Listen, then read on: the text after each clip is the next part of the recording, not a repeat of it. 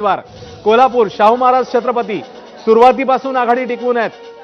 साताऱ्यात उदयनराजे भोसले पिछाडीवर आहेत, त्यामुळे इकडे एक राजे पिछाडीवर, तिकडे एक महाराज जे आहेत ते आघाडीवर जाताना बघायला मिळतात. कोल्हापूर आणि सातारा या दोन ठिकाणची ही चित्र समोर आले आहेत, दोन आकडेवाऱ्या समोर आल्या आहेत. कोल्हापूरमध्ये शाहू महाराज विरुद्ध संजय मंडलिक, साताऱ्यामध्ये शशिकांत शिंदे विरुद्ध उदयनराजे भोसले. शशिकांत शिंदे आघाडीवर, तिकडे शाहू महाराज आघाडीवर, त्यामुळे दोन ठिकाणी दोन वेगळ्या निकाल जे आहेत ते समोर येतात, कल समोर येतात. किंबहुना शाहू महाराजांनी मोठी आघाडी घेतलेली आहे, इकडे शशिकांत शिंदेची देखील आघाडी प्रत्येक फेरी अखेर वाढते. त्यामुळे सातारा आणि कोल्हापूरमध्ये नेमकं काय होणार पाहणं महत्त्वाचं आहे. सध्याच्या घडीला देखील मवियाच्या बाजूनेच हे दोन्ही कल जाताना दिसत आहेत, कोल्हापूर आणि साताऱ्यामधले.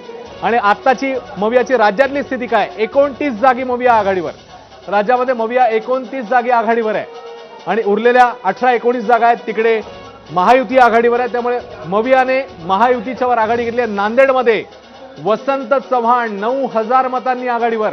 मगाशी प्रताप पाटील चिखलीकर आघाडीवर होते, मात्र आता वसंत चव्हाण यांचं मार्जिन वाढलेलं आहे. 9,000 मतांनी वसंत चव्हाण नांदेडमध्ये पुढे गेलेले आहेत. वसंत चव्हाण विरुद्ध प्रताप पाटील चिखलीकर, महायुती विरुद्ध महाआघाडी अशी ही लढाई आणि 9,000 मतांनी वसंत चव्हाण काँग्रेसच्या आघाडीवर आहेत. त्यामुळे दिंडोरीमध्ये भारती पवार मंत्री पिछाडीवर आहेत.